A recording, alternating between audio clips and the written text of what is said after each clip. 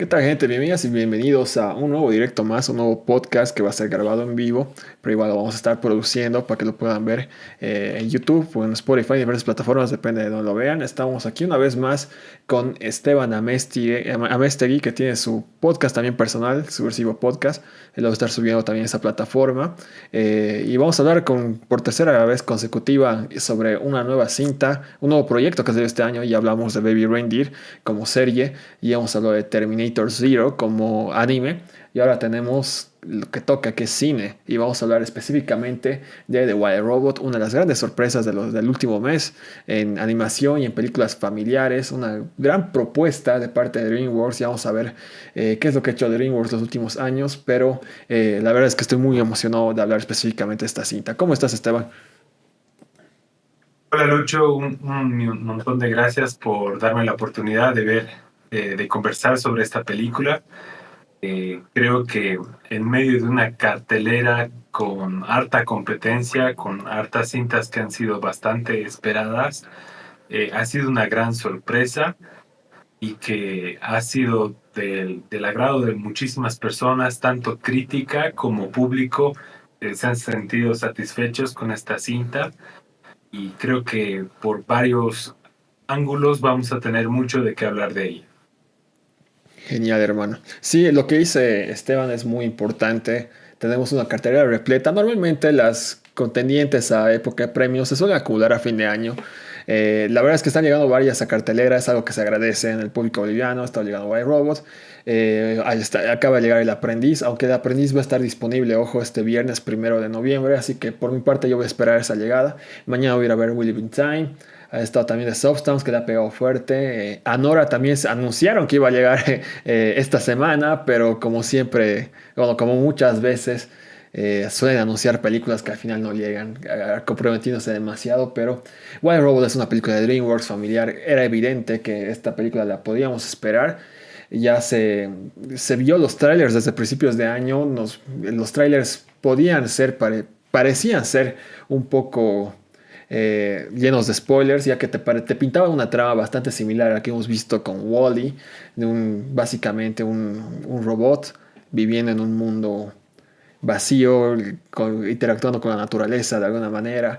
Pero la gran sorpresa fue que tiene una trama completamente particular. No podemos decir que es 100% original, seguramente ha habido proyectos con tramas similares, pero cómo se ha abordado este proyecto ha sido lo interesante y lo que vamos a venir a hablar, vamos a hablar específicamente del tema de la naturaleza, cómo se aborda la naturaleza animal en la película, cómo se han cambiado los tópicos y las percepciones de lo que es una película infantil los últimos años hasta llegar a The Wild Robot, y también cómo evolucionó DreamWorks porque recordemos que DreamWorks estaba a punto de la quiebra por el 2020. Netflix compró su contenido y estuvo básicamente arruinado, ¿no? Y cómo está volviendo a resurgir en contraste con estudios como Disney Animation, separándolo de Pixar claramente, y hasta llegar a The White Robot, una película muy, muy hermosa en lo que es animación americana. Sin dudas es lo mejor del año y sin dudas va a resaltar. Creo que cualquiera que vea la cinta o va a dar un golpe en la pared para aguantarse o va a terminar soltando las lágrimas. ¿Tú qué me dices al respecto, hermano?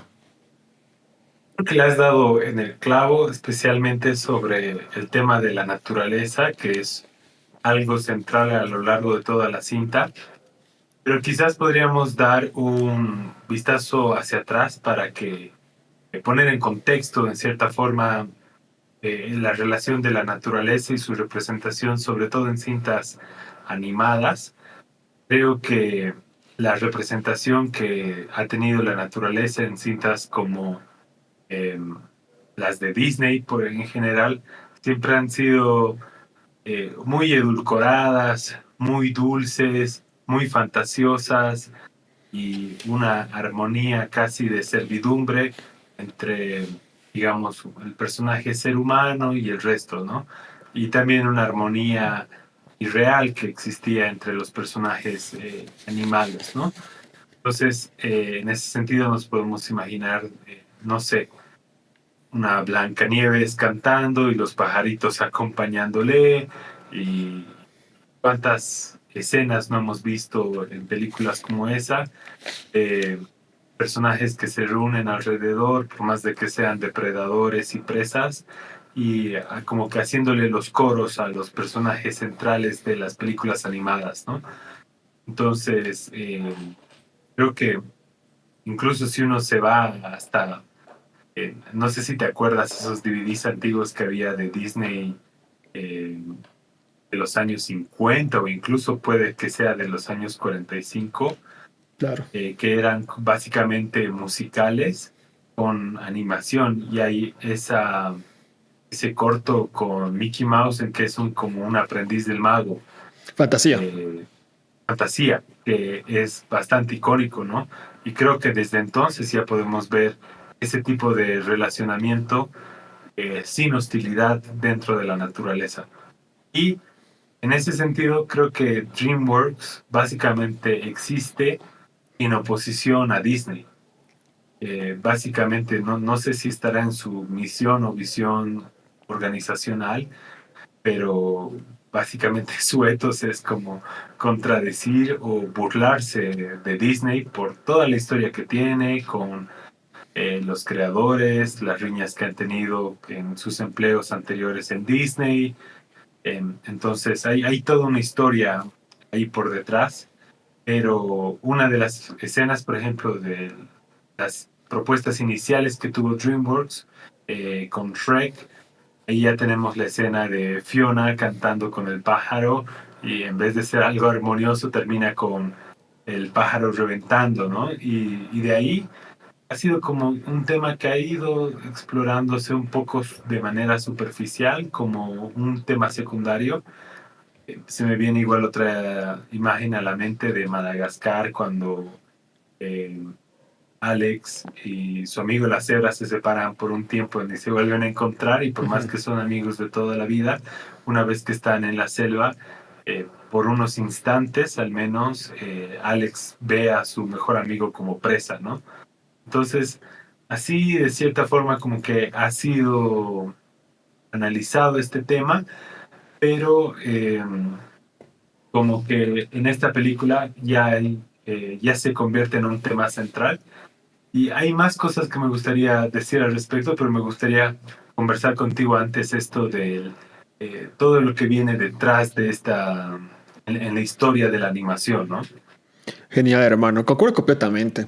Ya que estamos hablando del recurso de los animales, pero como se ha contado a través de la historia, no son nada más que fábulas, ¿no? ¿Por qué? Porque cuentas historias con moraleja, de alguna manera, quieren enseñar a los niños algo, pero para que sea más bonito, para que apele más a los niños, ponen animales, ¿no? Reemplazan los humanos. Si se ponen a pensar, eso lo han hecho bastante. Han hecho versiones de Robin Hood con ratones, por ejemplo, ¿no? Es la historia de Disney clásico, digamos. Veamos a Rey León, que es la historia de Hamlet, básicamente, ¿no? Y es lo que suele usar, o sea, suele usar el recurso de los animales, no porque sean animales, sino porque llaman más la atención a niños, son dibujitos, ¿no? Obviamente está hecho para niños y se usa ese recurso. Ahora esto ha ido evolucionando porque se tienen que usar a los animales como animales. ¿Qué podemos ver que ha hecho Disney en este aspecto? Ha hecho una adaptación clásica del libro de la selva. No es exactamente fiel al libro, pero ha hecho una adaptación que se puede tomar como que ha usado el factor naturaleza, ¿no? Ahí se puede ver. También en el Rey León de alguna manera tratan de ver de que el león es rey de la selva, pero por supuesto el rey león no va a estar siendo el rey de las cebras, se las va a comer, ¿no? Esas cosas que a veces tratan de separar esa línea, pero claro, no ha podido al final porque sigue siendo fábulas.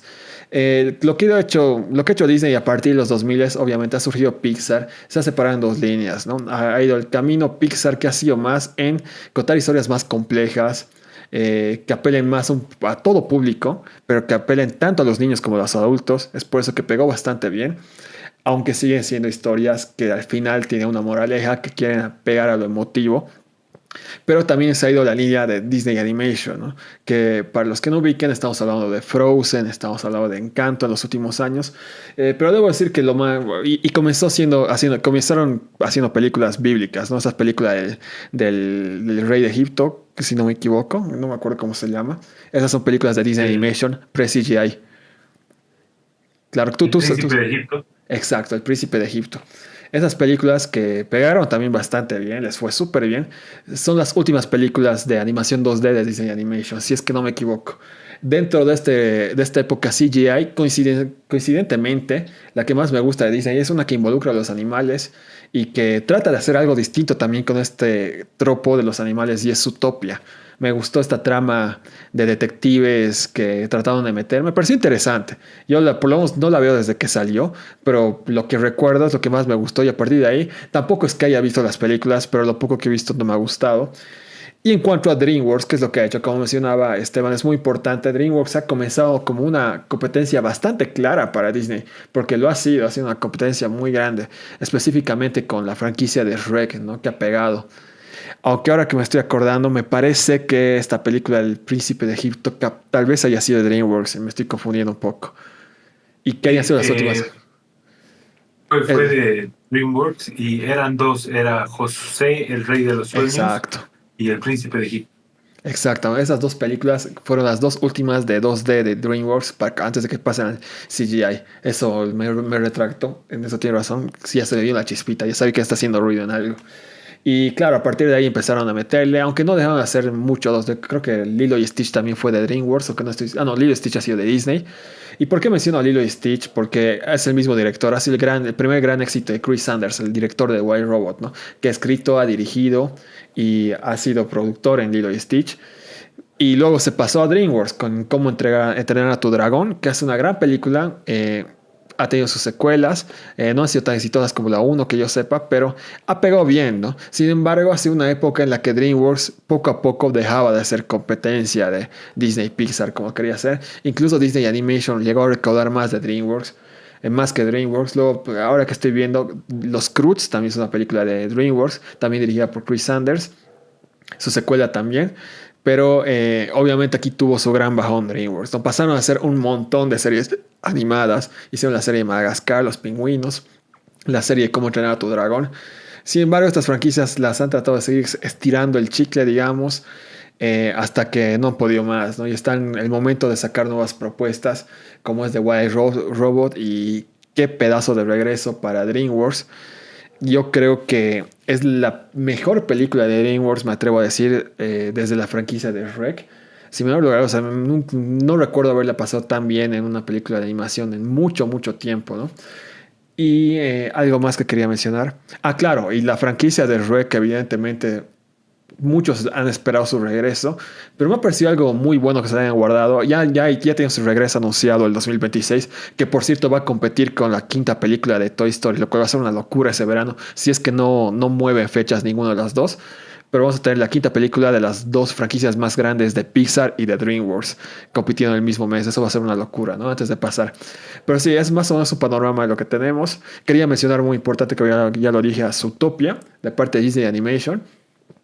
Y también me recuerda mucho, aunque no es una película de animación, de hecho es una serie anime, pero también que juega mucho con estos tropos de animales y en la que la naturaleza es muy importante para la trama. Es un anime que se llama Beastars, que lo pueden encontrar en Netflix. Se hace mucho la burla de esa serie porque dicen que es para furros y que claro, sí hay furros, pero sigue siendo un gran producto que se lo recomiendo bastante, ¿no? Y ahora sí, Esteban, te dejo continuar al siguiente tema que querías hablar. Gracias, y no, me parece excelente todo el repaso que has estado haciendo y como que va sentando las bases para el combate que va a ser el 2026 con esas dos películas estrenando al mismo tiempo. Solamente lo voy a decir para que no me lo olvide después y no me lo quede guardado y entre en crisis por ello. Por cómo van las cosas, me parece que la gente ya está agotada de la saga de Toy Story y como que se viene en bajón. Como que la cuarta no ha sido una mala entrega, pero muchos la sintieron como innecesaria. Y en cambio, Shrek, que también ya estaba como que perdiendo el toque, hace mucho tiempo que no prepara nada y si algo se ha tocado de ese universo ha sido a través de otros personajes como el gato con botas y siento que quizás culturalmente hayan ciertas cosas que hayan cambiado demasiado y le dan lugar para revisitar la película, Y en ese sentido creo que, no sé, se vienen cosas muy buenas el próximo año, bueno, el subsiguiente año con ambas cintas, pero creo que a nivel expectativa está ganando Shrek. Pero retomando un poco. Antes de que Ujú. cambiemos de tema, quiero agregar un poco a eso. Porque sí, yo te apoyo en el aspecto de que está agotado un poco la mente del público, porque Toy Story está sacando especiales que la verdad no tienen olor ni sabor. Eso te concuerdo bastante, ¿no? Pero algo que voy a defender todavía es que Toy Story 3 ha pegado bastante, obviamente, porque ha usado el factor nostalgia, ¿no? Que hemos crecido y que justamente está hecho para los que han visto Toy Story cuando salió en su momento y trata el tema de la universidad, justo una época en la que los de mi generación estamos entrando a la universidad. Pero debo decir que con el tiempo cada vez me ha gustado menos Toy Story 3. La considero la más floja de la franquicia. Y Toy Story 4, que antes de que salga, yo soy el primero en decir que es innecesaria. Después lo que han hecho ya tiene un cierre perfecto. Me ha terminado sorprendiendo. Han hecho un guión que ha justificado su regreso y la verdad es que hasta su villana en su momento me gustó mucho. Es algo que he dicho mucho en los directos, pero yo voy a defender siempre a Toy Story 4. Me ha parecido un gran proyecto. Para mí igual me parece un excelente punto para finalizar la franquicia. Y con Toy Story 5 me abstengo a comentar si es una buena idea o no traerla de vuelta hasta ver la película, justamente por eso, porque Toy Story 4 me ha cerrado la boca. Prefiero esperar que salga Toy Story 5, pero es un hecho que igual la vamos a ver, ¿no? Shrek tiene el punto a favor en que se le ha extrañado, ¿no? Y que no ha tenido un final súper cerrado, pero en ese aspecto, solo quería agregar de que concuerdo con Esteban de que la percepción es de que Toy Story ha llegado a ser agotadora y que ha tenido dos finales grandes, pero quería meterme a decir de que me gustó mucho Toy Story 4 y para mí está al nivel de Toy Story 2 incluso. No, concuerdo contigo, a mí igual me gustó bastante. Y creo que era un personaje muy, muy dejado a la deriva a lo largo de todas las cintas, ¿no? Entonces, al menos en esa cinta le han dado el protagonismo y yo creo que siempre se lo ha merecido, ¿no? Me refiero a la esposa de Woody. Pero retomando un poco el tema de Wild Robot, me gustó mucho lo que mencionabas, que por lo general las cintas de películas animadas usan a los animales como seres antropomórficos. Ujú. Si bien no son seres humanos, están representando seres humanos, su ética, sus valores, su moral. Entonces, es como tú dices, fábulas en que se busca hablar de la humanidad, pero a través de seres antropomorfos. Y en ese sentido, la naturaleza es muy importante dentro de la cosmovisión porque es como que va delimitando las reglas del juego. Y quiero también verlo en cierta forma que el personaje del robot salvaje es también un ser antropomorfo. Eh, si bien es un robot, está representando ideales, ética y cosmovisión humana, ¿no? Por más que no sea un humano como tal. Ahora, eh, algo que es muy, muy importante a nivel cultural y a nivel cosmovisión es qué percepción se tiene de la naturaleza, porque como mencionaba, va como que marcando las reglas del juego sobre las cuales vivimos. Y Así dentro es. de una cosmovisión eh, neoliberal, es probablemente la más predominante en nuestro tiempo, como que un capitalismo y que se busca beneficiar sobre todo, o como que la gran preocupación siempre es las ganancias y el bienestar del mercado, ¿no? Y dentro de ese neoliberalismo eh, es muy, muy, muy importante el ver la naturaleza como una competencia. Básicamente se sostiene en eso, ¿no? Y muchas veces se lo cita a Charles Darwin mencionando que el, en la naturaleza el que gana es el más fuerte, ¿no? Como una paráfrasis de lo que normalmente se dice que Charles Darwin dijo eso, pero en realidad La frase lo dice un economista eh, liberal y que curiosamente ha sido enterrado al frente de donde está enterrado Marx. Y bueno, se le atribuye esa frase a Charles Darwin, pero en realidad fue un economista que tenía una propuesta económica de este estilo, quien eh, compartió esta frase, ¿no? Y bien, dentro de eso, básicamente se sostiene toda la ideología, toda la cosmovisión en realidad neoliberal a partir de eso, ¿no? Porque a partir de la competencia se puede justificar unas personas opriman o abusen de otros, porque así es la naturaleza. Las personas más fuertes o los más fuertes eh, van a, van a ser los ganadores, entre comillas, y tienen derecho a abusar del resto, ¿no? Entonces, al inicio de la película, uno ve precisamente algo parecido, ¿no?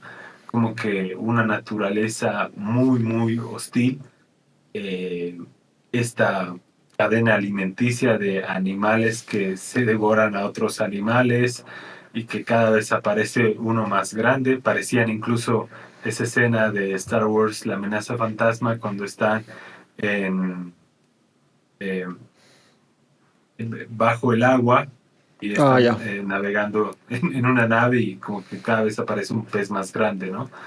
Entonces, al inicio como que uno tiene esa relación y uno ve ese tipo de relacionamiento en en la cinta, pero luego a través del personaje de Wild Robot que por accidente destruye un nido de patos y se queda muy al azar, al cuidado de este pequeño pato, de este pequeño huevo, y con la ayuda de un zorro, un depredador directo de los patos y de sus huevos, como que empiezan a cultivar una relación para cuidar este animal y que a lo largo de la película vas viendo como esa colaboración entre distintas especies para poder sobrevivir, por más que también exista este elemento de la hostilidad, ¿no?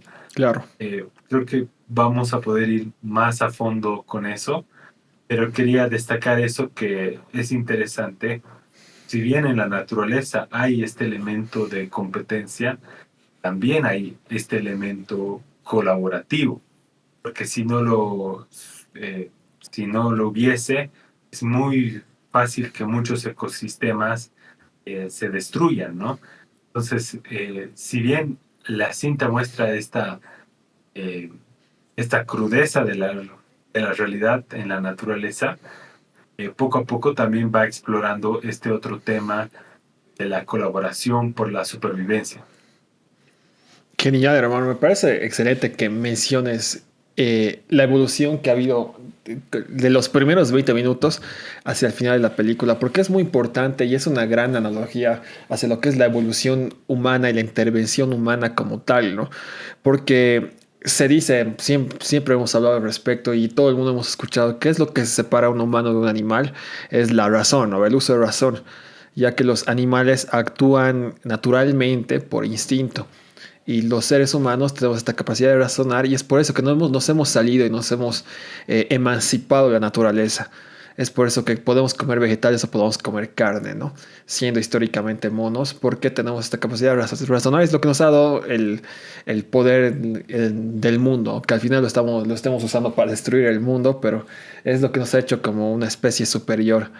Y es lo que la película intenta también explicar un poco de que este razonamiento no tiene por qué ser destructivo. Y es algo que me parece hermoso, quizás el mensaje más hermoso de la película, que te podría decir fácilmente que la naturaleza se va a quedar como naturaleza, pero nos dan esta metáfora de una cueva en la que los animales se van a reunir en invierno y van a convivir y van a ser como una especie de familia y van a tratar de respetarse, ¿no? El respeto ante todo, o sea, al final sí va a ser una moraleja basada en el respeto, lo cual me parece hermoso, ¿no?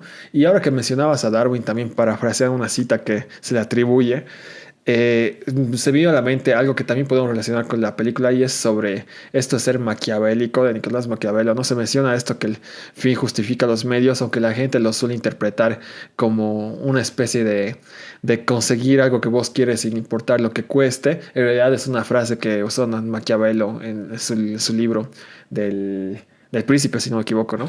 Refiriéndose a la política, ¿no? Refiriéndose al Estado y al poder, lo cual es una locura, pero también se menciona, o sea, se puede ver un poco de eso plasmado en la película, sobre cómo los animales trabajan entre ellos para conseguir lo que ellos quieren, para defender lo que ellos quieren, en este caso la naturaleza, pero este chip no cambia por la naturaleza, cambia a través de la intervención de la tecnología. Esto puede llevar a ser interpretado como una moraleja justamente de que se puede cambiar, que podemos llegar a ser un hábitat natural y lleno de respeto, pero también puede ser interpretado, ¿no? Como que la tecnología cambia lo que está destinado a ser, como suele ser la naturaleza, ¿no? Lo natural es es el curso natural, como se dice natural, se lo suele utilizar como lo que debería ser, ¿no? Y más llevado a interpretar un poco por ese aspecto. ¿Tú qué dices al respecto? Y mira, hay algo que como que se me ha quedado una reflexión de qué es lo que está planteando la película. Por un lado puede ser esto que hay más en la naturaleza que la competencia. eh, y por otro lado está como que esta figura del robot que vendría a ser como el ser antropomorfo que trae el cambio o el agente de cambio en la cinta, eh, es, a partir de la empatía que ella tiene, permite vivir a un ser vivo que de otra manera, teniendo familia, teniendo padres patos, no hubiera podido sobrevivir por su tamaño. Eso me hizo mucho recuerdo. Alguna vez leí el libro de César Milán de El encantador de perros y ahí Wow, describen eh, el, una hembra cuando tiene sus crías, si ve que una de sus crías es muy pequeña y no va a sobrevivir, no va a poner en riesgo al resto de la camada. Entonces, o la aísla, le deja de dar leche y deja que muera, o incluso se la come para tener más nutrientes y poder alimentar al el resto de sus resto. animales. Y eso obviamente para nosotros como humanos es sacado de una escena de una película de terror, ¿no? Una madre que se come a sus hijos, por más que la causa sea noble, ¿no?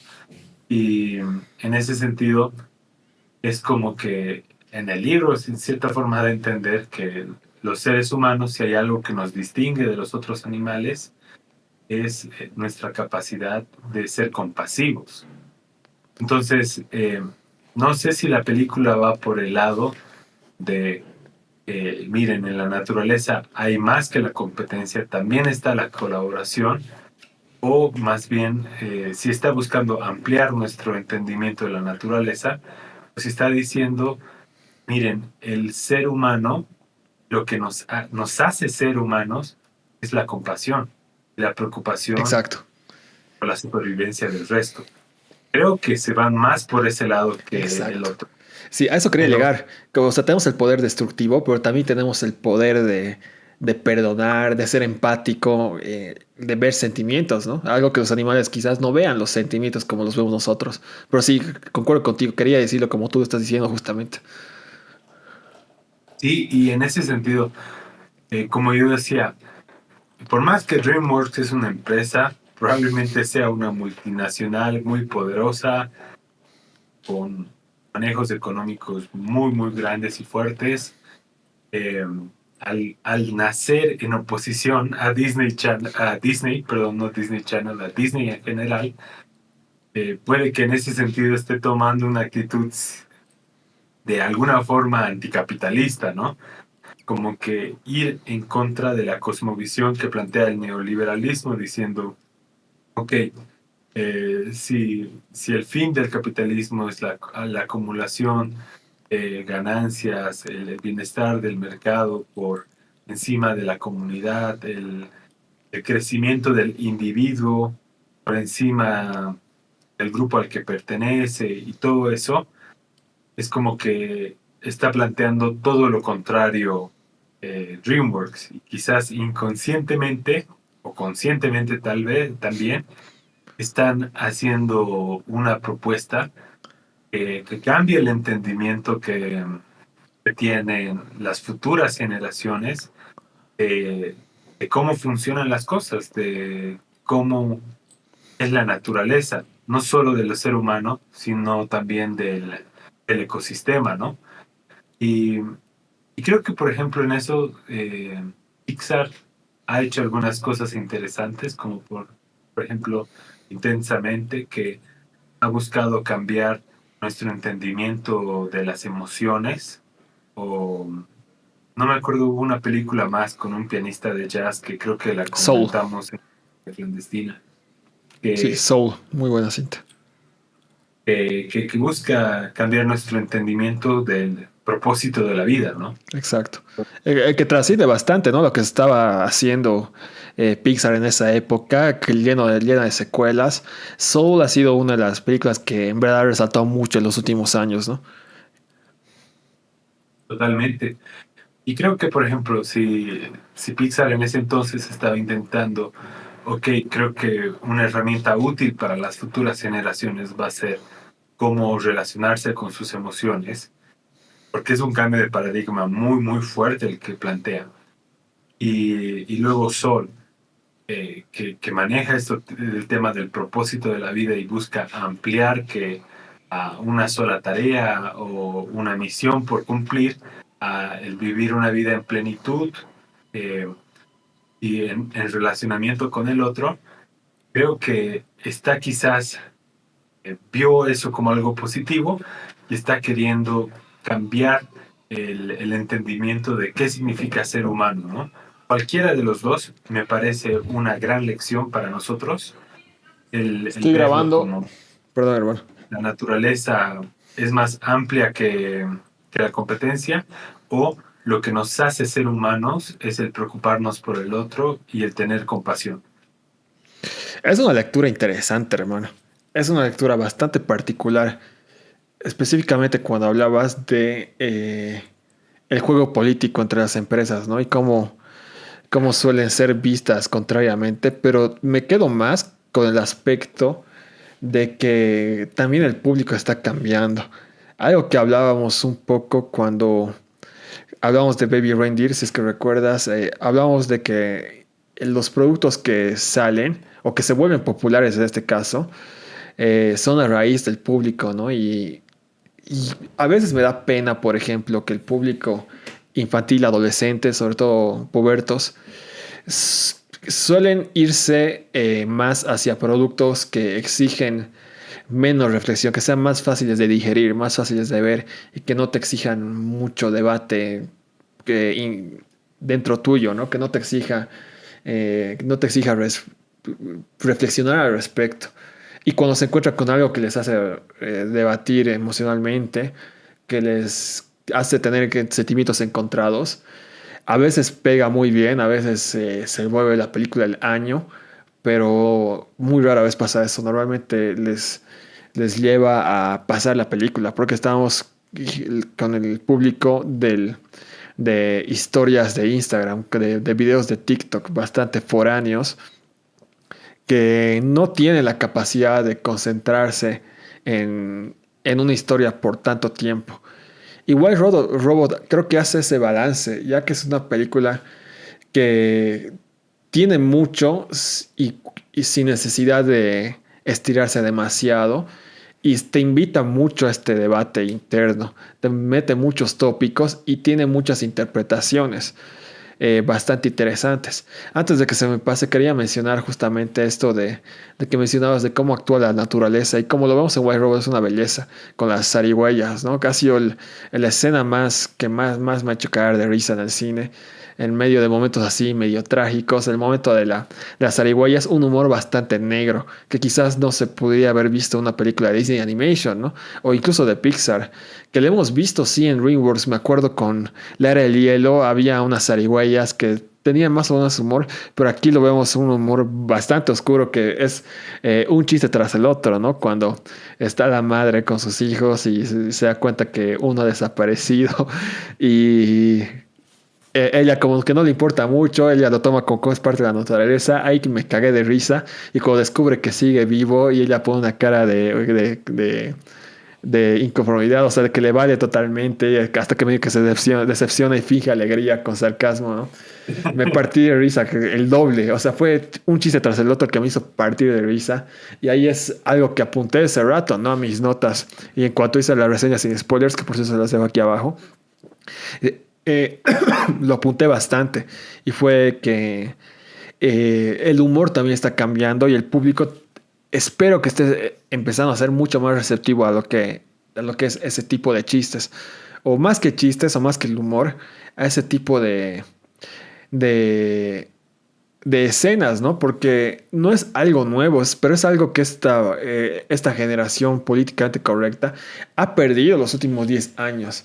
Porque las películas de Disney sí tenían escenas bastante crudas que quizás han pasado a ser tristemente célebres como las de Bambi o las de Dumbo, que son escenas muy tristes, pero son conocidas por ser tristes. Pero también hay escenas que pueden tener un impacto emocional fuerte, tanto en humor, tanto en momentos de comedia, como yo dije, de comedia, momentos emotivos, en momentos de reflexión, que creo que White Robot sabe usar bien, sin necesidad de llegar a lo que quizás creo que Pixar explota un poco, y es el lado de la explotación de sentimientos, ¿no?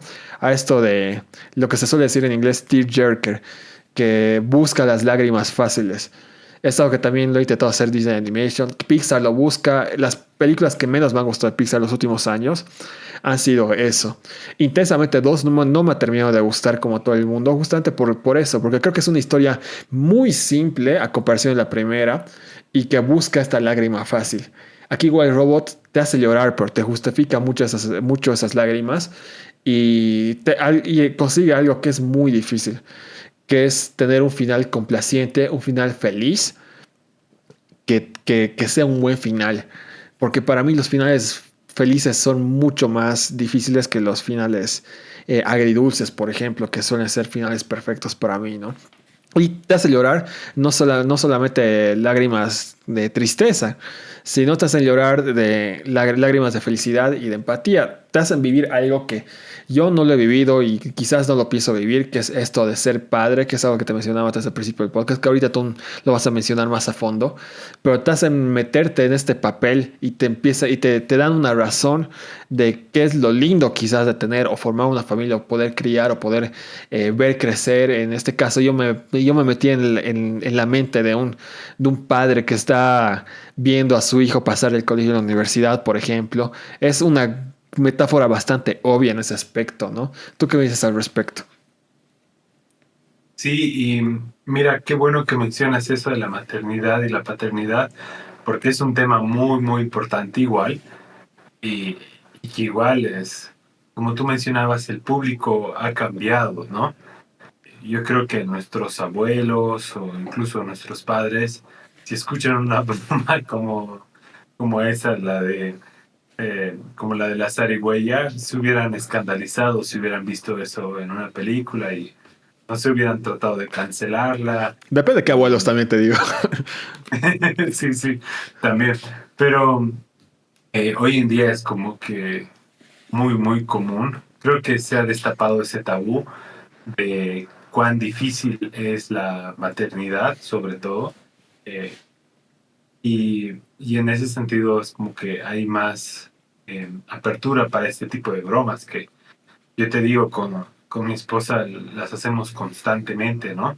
Y con los amigos también. Entonces es como que un tema generalizado sobre en esta generación y que creo que antes como que había esta imagen de la madre abnegada, ¿no?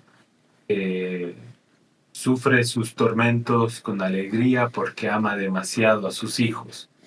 Entonces, el ver a una madre zarigüeya con 5 hijos y que como que le da igual si lo pierde uno y ya está, es más, es como un consuelo. No sé si la gente se siente identificado, pero sí siente, puede entender el chiste, ¿no? Que creo que en otro tiempo, justamente por esa imagen que se tenía, hubiera sido un escándalo, pero en ese sentido es un gran avance, ¿no? Primero que vayamos dejando esa imagen de la madre mártir que ama sufrir por sus hijos y que empecemos a hablar un poco de cuán difícil es. Y en otro sentido también es, yo creo que amplía la idea o la noción que podemos llegar a tener de familia, ¿no? Eh, Tú sabes que mucho en las películas buscan proyectar un tipo de familia, de papá, mamá, hijos, tíos, abuelos, y esa imagen muy tradicional y convencional de lo que se entendía o Con se familia entiende nuclear. por familia. Ajá, pero hermanos, si nosotros analizamos la realidad, al menos en nuestro país, y me imagino que en muchos otros también, hay muchas familias monoparentales, ¿no? De hecho, creo que es de lo más común. Es el estándar, No sí. conozco las estadísticas, pero hay mucho de eso. Hay mucho de eso también, de que una hermana, un hermano, es decir, unos tíos de un bebé, terminan cuidando de un hijo que tuvo un familiar porque se fueron a vivir al extranjero, están pasando por un tiempo difícil a nivel salud y no hay quien pueda cuidarlos de manera correcta, o un sinfín de cosas que suceden hoy en día y que si tratamos de entender estos fenómenos, no lo digo como fenómenos como freaks o cosas así, sino estos sucesos con los lentes de una familia tradicional, convencional, no los vamos a entender, ¿no? Y en ese sentido, creo que lo que propone la película a través de una madre robot, el pato, y tener la comunidad alrededor involucrada en la formación de ese pequeño, es también eh, muy innovador, ¿no? Eh, Hay una frase que dicen como, creo que es un proverbio africano que dice que se requiere una aldea para criar un niño y a lo largo de la cinta vemos distintos mentores que ha tenido tanto la madre como el pequeño. Y creo que ese es un gran riesgo que podemos llegar a tener si solo nos quedamos con la imagen de una familia tradicional y como que vemos la responsabilidad en ellos. Todos saben cuán disfuncionales pueden llegar a ser las familias, ¿no? Y si dejamos toda la formación de un ser a esos núcleos, obviamente comenzamos a ver las cosas que vemos en Estados Unidos, ¿no? De tiroteos en los colegios y tantas otras cosas más que podríamos mencionar, fentanilo, etcétera. Pero en cambio, cuando hay una noción de responsabilidad comunitaria, ahí podemos ver que un niño al crecer puede tener otras figuras parentales que no necesariamente cumplen un rol de padre, pero sí quizás como de un mentor, va guiando en el camino como el águila, como el líder de la, no sé cómo se llaman a las manadas de patos, creo que tienen una palabra Sí. específica, ahora no me la acuerdo, O como el zorro. el curso en su momento. Es como que a lo largo ves viendo, bueno, ves una comunidad formándose alrededor del niño, ¿no? Entonces, eso igual me pareció muy refrescante poder verlo en una película. Me alegro que menciones eso, viejo, porque sí es verdad de que se hace un daño al tener una perspectiva tradicional cuando lo tradicional en sí ha cambiado, ¿no? Como tú mencionabas, este prototipo de familia nuclear, yo tampoco tengo las estadísticas, pero sí puedo darles las estadísticas de lo que yo conozco. Y familias tradicionales hay pocas el día de hoy y cada vez hay menos, ¿no? Por diversos motivos, esos motivos que ya no incluyen mucho esta conversación, ¿no? Que serán divorcios, lo que sea.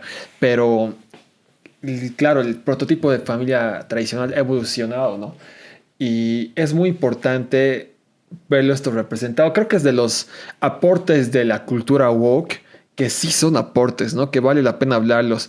Eh, es el lado bueno de lo políticamente correcto y es justamente la representación de que no todo es como te pintan ahora sí las películas clásicas de Disney, estas películas, estas series, animaciones, lo que tú quieras que decían, este es papá que ha ido a trabajar y que se fuma unos cigarros, ella es mamá que se ha quedado a hacer la cena. Esa es una cosmovisión gringa que ya no funciona el día de hoy, ¿no? Y me parece muy interesante que lo menciones porque podemos interpretarlo de muchas maneras. En ningún momento se, se especifica sobre que la familia tiene que ser de tu misma raza, o se tiene que parecer a vos. Y si es que se lo menciona de alguna manera, se lo hace criticando ese paradigma en la cinta. Aquí se hace mucho énfasis en la palabra familia y se juega justamente con este concepto de que el robot ha sido el primer ser que ha visto el patito cuando ha nacido y como en la naturaleza esto es cierto, esto es lo que suele pasar y, y cómo el robot a través de la misión que tiene se convierte en una madre, ¿no? Es algo hermoso, ¿no? Y algo que también quería mencionar, ya que estaba mencionando al zorro, que en inglés, por cierto, está interpretado por Pedro Pascal, es el personaje con el que más se sentido empatía durante la película, ya que lo vive todo desde un punto de vista. Este personaje, es que hay un personaje para todos, si te pones a pensar. Eh, parte de este estereotipo de que el zorro es un animal solitario y tocan este tema de la soledad bastante audazmente, ¿no? Cómo el zorro se termina convirtiendo casi en un héroe para toda la naturaleza, siendo él un punto bastante desfavorable en lo que es el ciclo de la naturaleza, siendo presa de muchos animales, pero también teniendo que cazar a otros animales en contra de su voluntad para sobrevivir y encuentra una familia en el lugar menos esperado. Y ahí se nota su gran vulnerabilidad, que ha sido la soledad, y cómo la naturaleza interna que tiene en sus instintos se va alterando por este juego familiar que tiene, ¿no? Ya que la familia que vemos en The Wild Robot no es solo madre e hijo, también tenemos a esta especie de tío, ¿no? O mejor amigo, si lo quieres poner. En ese aspecto la fábula juega muy bien con los roles y tropos de animales, ¿no? Los animales con alas, el mismo oso, que es una de las razones, si nos podemos analizar, por las que el pato es un huérfano, termina siendo una pieza central en toda esta especie de alianza. Que una vez más, yo no creo, o sea, yo no lo he percibido como que esta alianza sea de que somos una gran familia, la naturaleza. Lo he percibido más como que somos la naturaleza que se respeta entre sí, que hace lo que tiene que hacer a veces para sobrevivir, pero como naturaleza sí somos una familia, o sea, sí nos respetamos y todo en la base del respeto, más que del amor que se puedan tener una especie con otra, son especies que se respetan y respetan sus límites. Es algo bastante interesante. Y cómo jugó con este concepto de esta cueva en la que pasan el invierno, con una especie de base en la que las reglas son bastante firmes, ¿no?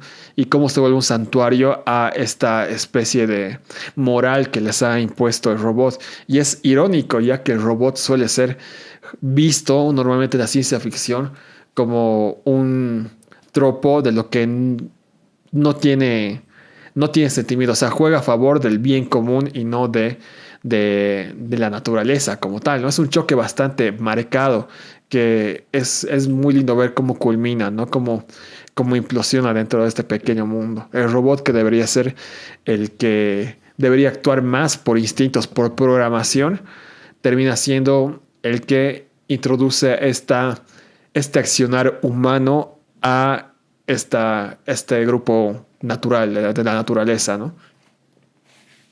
Sí, y algo también interesante es, por ejemplo, cuando se enteran eh, la empresa que ha fabricado estos robots, se enteran de la existencia de ella y como que le ven la utilidad que podría tener debido a sus procesadores o todo lo que ha aprendido y sus canales de aprendizaje o de pensamiento.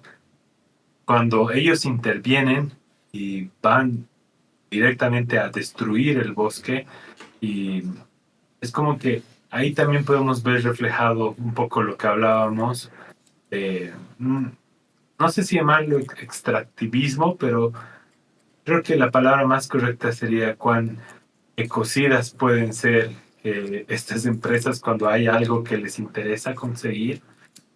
Podemos pensar en la Amazonía, cuando, bueno, hay mucho oro también por ahí, así que hay una deforestación terrible. Hace poco hemos estado viviendo incendios muy fuertes. Ha sido iniciado precisamente por chaqueadores de agroindustrias y cosas por el estilo. Y en la película vemos como que al tratar de conseguir ese robot, eh, no han- el- los, la empresa como que no ha escatimado en incendiar esa isla y de tratar de aniquilar todo lo que estaba ahí. ¿Por qué? Por unos posibles beneficios económicos que podrían obtener al, eh, al atrapar este robot y a tener su algoritmo, yo qué sé.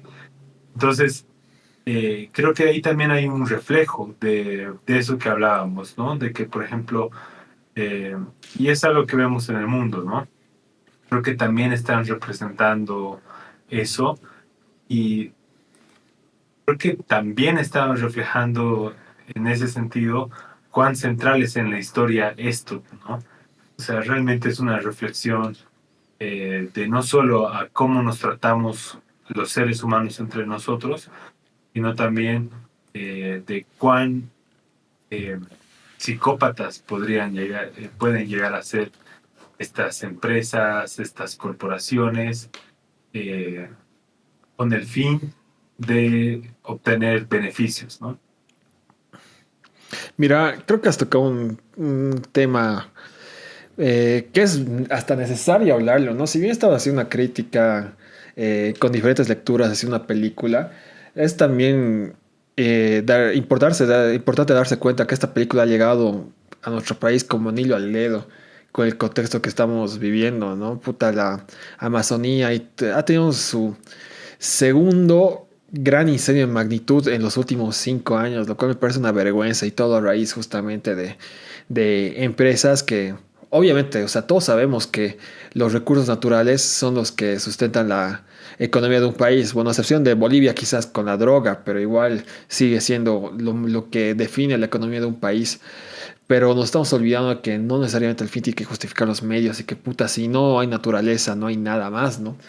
Y, y también pega bastante, ¿no? Toca fibras sensibles de que estas empresas justamente hagan la vista gorda y que al público como tal tengamos que vivir todo eso a través de una pantalla de celular eh, sin hacer más que poner un estado.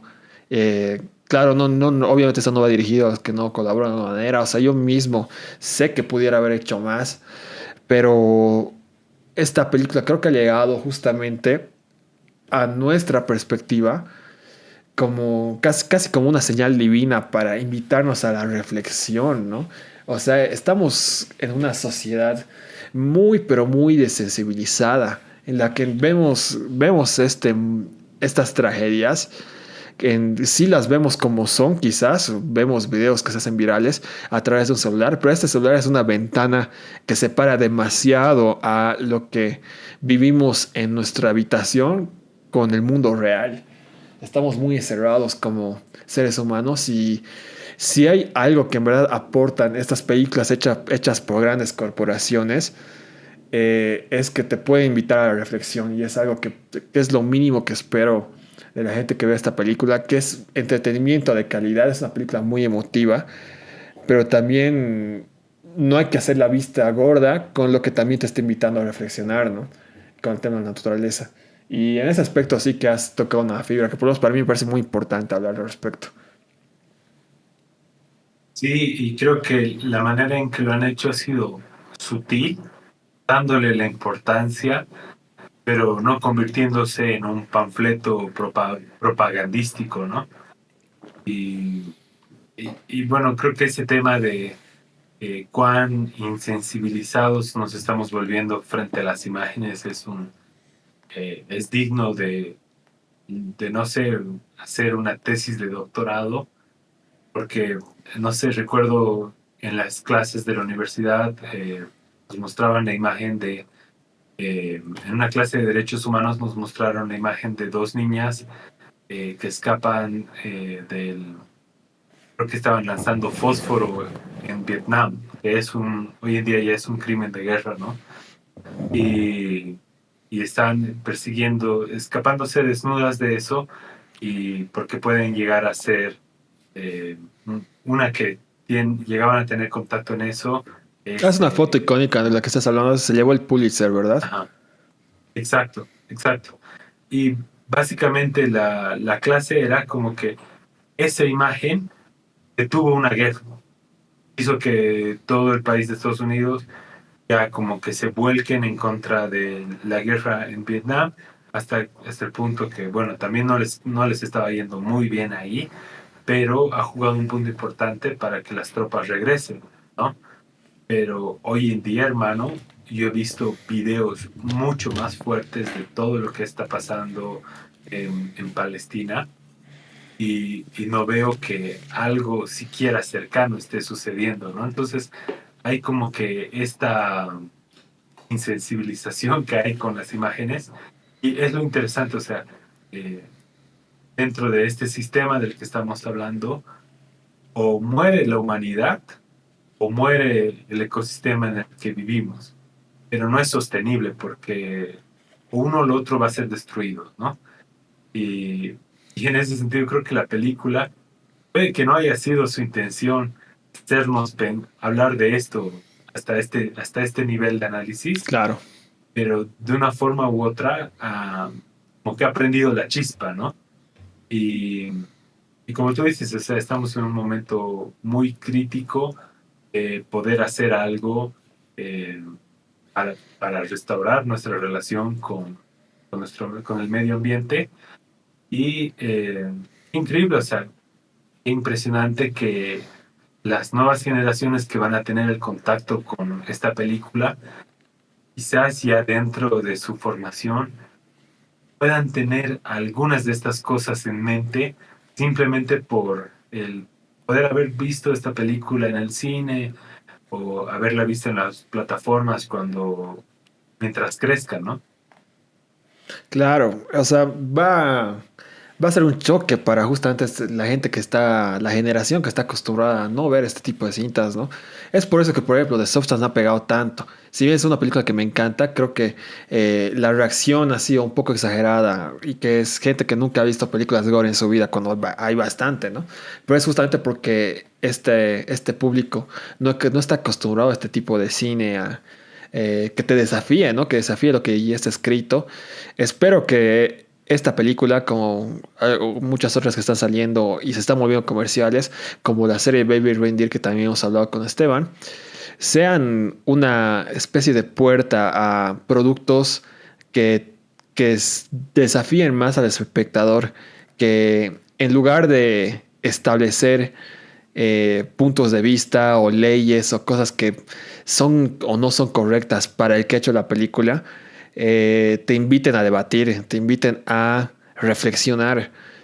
Creo que realmente, o sea, sí hay algo que aquí charlando contigo, que algo que no esperaba hablar en este podcast, que me hace renegar es que el público está perdiendo la capacidad de prestar atención, que está perdiendo la capacidad de generar debate, la capacidad de dar opiniones incluso.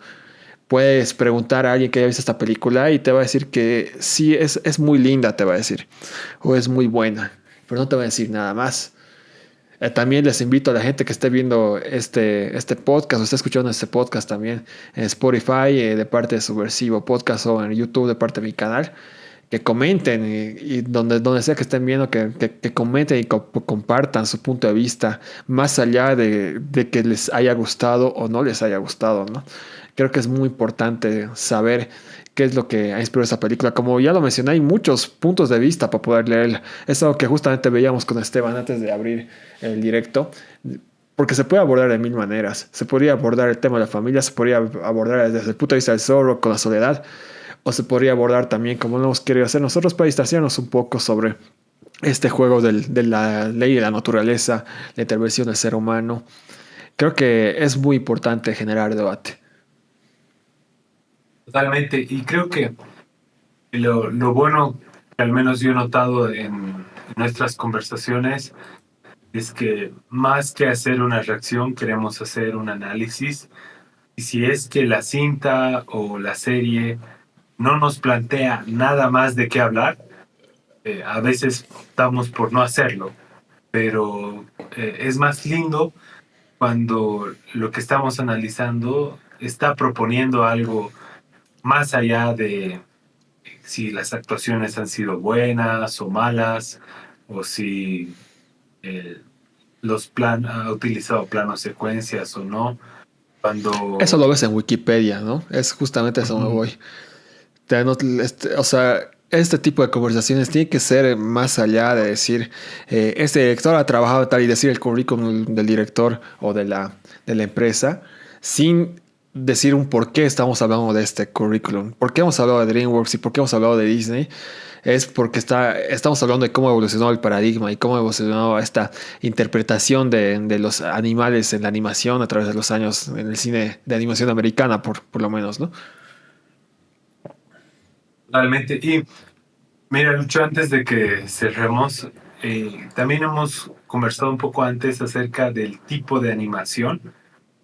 Ok. eh, y bueno, mencionábamos ese salto del 2D a este estilo de CGI.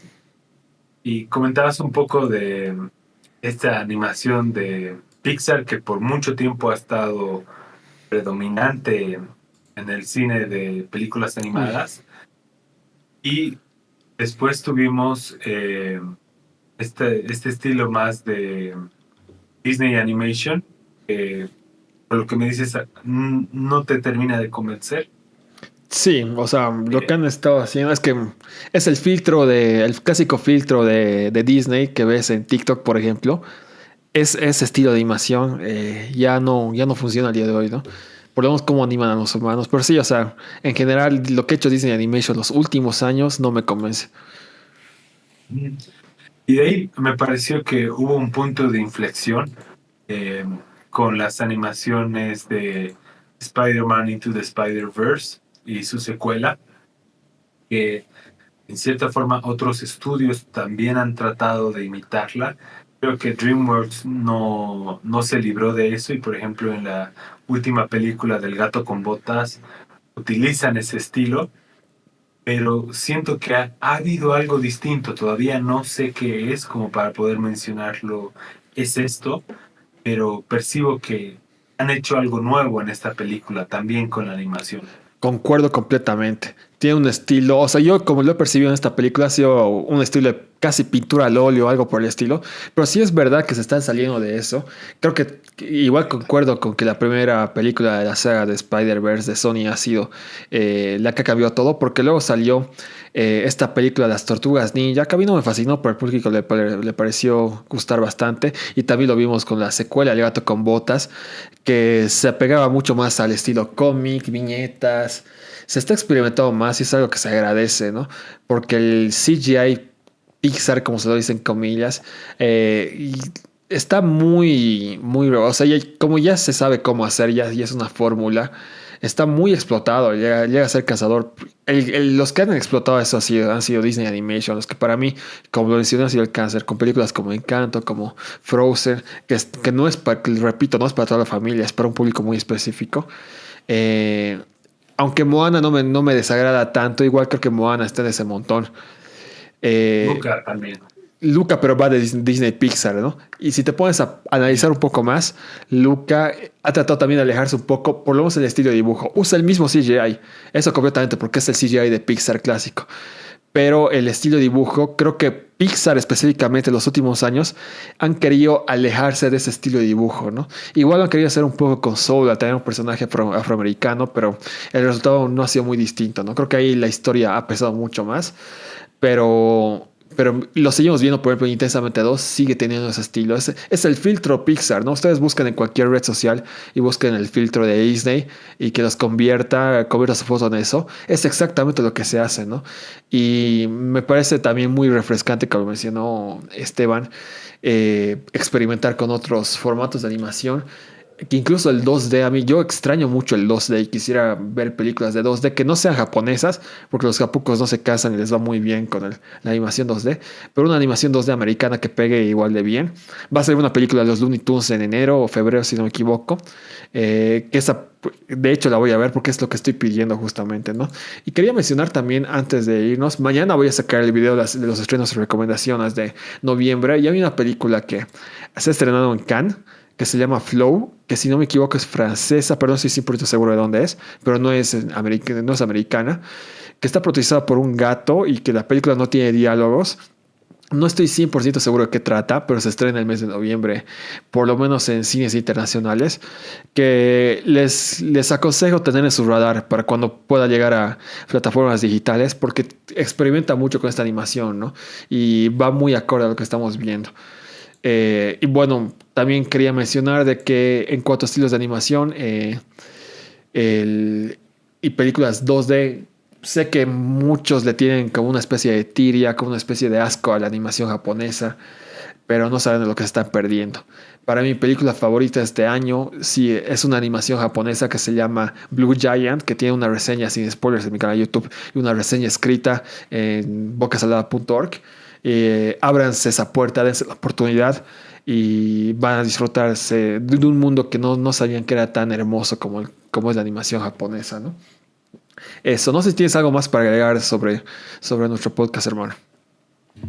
No, solo complementar que como formato para mí la animación japonesa permite explorar temas con mayor profundidad.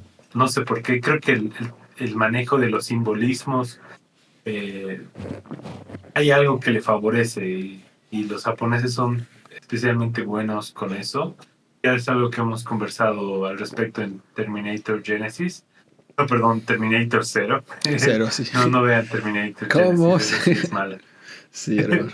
Pero creo que estamos entrando a un punto interesante en que se está experimentando más con las estéticas. Creo que hubo un tiempo en que incluso otras productoras buscaban imitar ese estilo de Pixar y como tú dices, es como hoy en día ya se siente como un filtro y todas las aplicaciones de animación con inteligencia artificial, te das cuenta, lo primero que te ofrecen son animaciones al estilo de Pixar, entonces se ha vuelto algo no solo común, sino también que una inteligencia artificial lo puede hacer de una manera muy sencilla, entonces eh, como que está decayendo en ese sentido. Ha dejado de ser innovador hace Y mucho tiempo, digamos. exacto, exacto. Y mira, ahorita acabo de entrar a IMDb para ver ah, el afiche de Flow y como tú dices, ya se siente algo distinto, ¿no? Y Exacto. hay que ver qué nos depara el futuro. Yo creo que va a ser un referente, incluso a nivel animación, esta película en los próximos años, ¿no? O sea, no va a ser ninguna sorpresa si vemos eh, otras cintas que imitan este estilo y hay que ver qué nos depara. Creo que una conversación interesante es como eh, analizar qué estilos van a venir en el futuro. Tengo un par de teorías al respecto y unas hipótesis con la inteligencia artificial, pero lo podemos dejar para otra ocasión. Me parece que podemos dedicarle un podcast justamente a todo esto, que ya es segunda vez que lo tocamos, por cierto, en un podcast, ¿no? Y bueno, gente, este ha sido nuestro podcast de Robot Salvaje de White Robot, una cinta que aún se encuentra en cartelera. Los que quieran verla en cines, y se lo recomiendo de todo corazón. Que si van a ver una película ahora mismo y no saben qué ver, White Robot es la primera opción que les recomiendo. Creo que va a estar una semana más. Pero ya se encuentra en una versión digital, en VOD, como se les suele decir. Si es que pueden conseguirla, si es que va a llegar a una plataforma futuro, viniendo de DreamWorks, es casi seguro que venga de la mano de Netflix. Y bueno, no se puede parecer. Sé que sí han escuchado este podcast con spoilers. Doy por hecho que ya han visto la cinta, pero si no lo han hecho y lo han visto con el riesgo de comerse los spoilers, si no les importan los spoilers, háganse el favor, la van a disfrutar muchísimo. Es una película con mucho corazón y que es para absolutamente todo público, sin excepción. Y eso ha sido todo. Una vez más, gracias Esteban, te doy el espacio para que puedas hablar de tus redes, hermano. Gracias, Lucho. Bueno, pueden seguirme en Subversivo Podcast. Sigo trabajando en la edición de algunas de nuestras conversaciones pasadas, pero algo que estábamos hablando de poder hacer es un repaso de las películas de El Exorcista. Es un pendiente que tenemos desde el año pasado. No lo pudimos hacer porque justo creo que mi hija se enfermó en ese entonces, pero creo que es un tema que podría ser interesante por la cercanía de Halloween y Todos Santos. Completamente. Así que estén atentos para escuchar. Eso, gente, ya lo han escuchado. Subversivo.podcast, @subversivo.podcast en Instagram, y lo tienen. Hemos grabado unos cuantos podcasts más con Esteban. Recientemente Terminator Zero y Baby Reindeer. Aparte, ya ha venido algunas veces también invitado al canal y quedan completamente invitados. Gracias una vez a todos los que han estado escuchando, los que están viendo este YouTube. También les dejo los enlaces aquí abajo, incluyendo la reseña sin spoilers de Robot Salvaje. Y nos vemos en un próximo video. De mi parte les puedo decir de que se vienen los estrenos del mes de noviembre, el día de mañana. De hecho, creo que voy a subir ese video antes de este podcast. Ya sé que puede que ya lo tengan aquí mismo, en este mismo canal, los que estén viendo en YouTube. Y también estamos bastante cerca y he empezado a trabajar al respecto con los tops de fin de año. Las mejores series, las mejores películas, los mejores anime, la mejor música, todo. De hecho, parte de la justificación que estemos repasando películas y series de este año es porque van a tener su respaldo también dentro del top. De hecho, White Robot, de hecho, Baby Reindeer, de hecho, Terminator Zero van a estar en sus respectivos tops de series, películas y anime. Quedan completamente invitados y gracias por escucharnos. Gracias, Esteban, una vez más. Nos vemos en una próxima, estimados. Chau, chau.